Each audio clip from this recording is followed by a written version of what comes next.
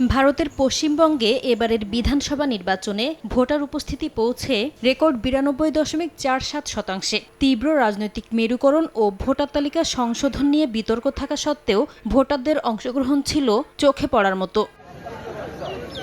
আগের নির্বাচনের তুলনায় এবার অনেক জেলায় বড় ধরনের সংঘর্ষ, বুথ দখল বা ভোট পরবর্তী হুমকির ঘটনা তুলনামূলকভাবে কম দেখা গেছে। এর প্রধান কারণ হিসেবে ধরা হচ্ছে কেন্দ্রীয় বাহিনীর ব্যাপক মোতায়েন। নির্বাচন কমিশনের নির্দেশে 2 লাখেরও বেশি কেন্দ্রীয় নিরাপত্তা বাহিনী মোতায়েন করা হয়। ভোটের পরিবেশ শান্তিপূর্ণ করতে সংবেদনশীল কেন্দ্র ও সীমান্তবর্তী এলাকাগুলোতে বুথের ভেতরে পর্যাপ্ত নিরাপত্তা বাহিনী শক্ত অবস্থান নেয়।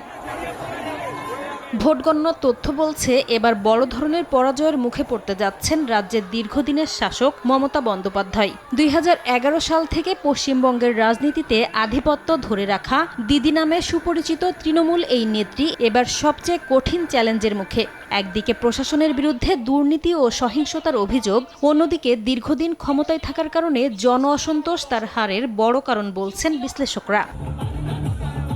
এবার তৃণমূলের প্রতিদ্বন্দ্বী হিসেবে শক্তিশালী ও সংগঠিত প্রচার চালিয়েছে বিজেপি। এমনকি মমতার নিজ আসন ভবানীপুরেও প্রতিদ্বন্দ্বী শুভেন্দু অধিকারীর সঙ্গে হাড্ডাহাড্ডি লড়াই হয়েছে।